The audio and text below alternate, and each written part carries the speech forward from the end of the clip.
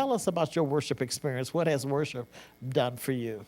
Worship has grounded and stabilized my life. You know, when I came, like you said, I was 1 year sober and 1 year off the welfare, off the county. And just being planted in this ministry and sitting, you know, every Sunday hearing the word and learning, because I didn't come here as a worshiper. I came here as a musician. So when do you think that it kicked in? When you finally began to get it? You know what? It kicked in slowly, Pastor. Uh-huh. I actually began to get it when you set me down. Well, why don't we talk about that? You know what? I had to make a choice. And one time, I don't even know if you know this story, but I had to make a choice between going on the road with Stevie Wonder and staying here. And I think I remember that. Yeah.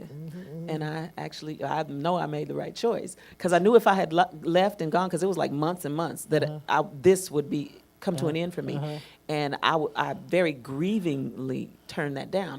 My heart was hurt. I was like, Stevie Wonder, I want to. But what God has done for me since then, you know, Sunday after Sunday, year after year, sitting at the keyboard, hearing the word, coming to understand what it means to be a worshiper. Yeah.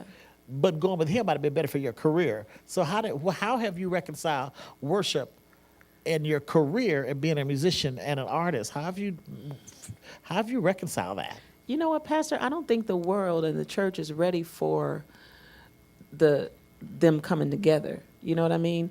I worship.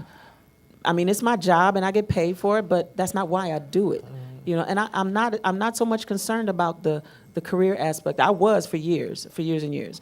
But God has just brought me through so much and done so many wonderful things, and just being planted in this house and, you know, delivered me, and I fell and, you know, I went astray and came back, that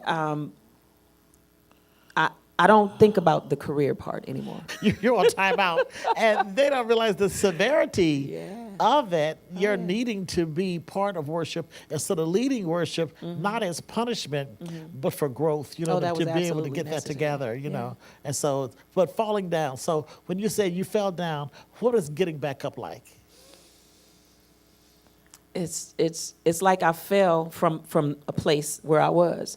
And after I got back up, God has brought me so much higher in Him, so much closer to Him, you know. And it's because of the worship. I mean, I don't know if you can tell, when I'm over there at the keyboard, I am just in heaven. It's my favorite time of the week. It's my favorite part of my whole life is sitting over there worshiping God, you know, and it's like my lifeblood. It's like my air. You know what I mean? That worship has become everything to me, and falling. And then realizing that God could still use me after I fell. Okay. What advice would you give to not just musicians, but worshipers or worship leaders or choir directors? On their knees. On their knees? On their knees. The individual. Yep. That's where you start, on your knees. Because if you're not connected in your walk with the Lord, if you're not really connected, then you're not going to be able to truly worship. Right. You know, that's where they start. It starts on your knees and in the Word. I'm glad that you said, before I let you go, okay, I'm glad that you said that worship is not just singing. And that's the point I wanted to get across on teaching on the priesthood. Thank you for just being here at this ministry all these years and being the worship leader. And sorry, Stevie. Okay. Sorry, Stevie.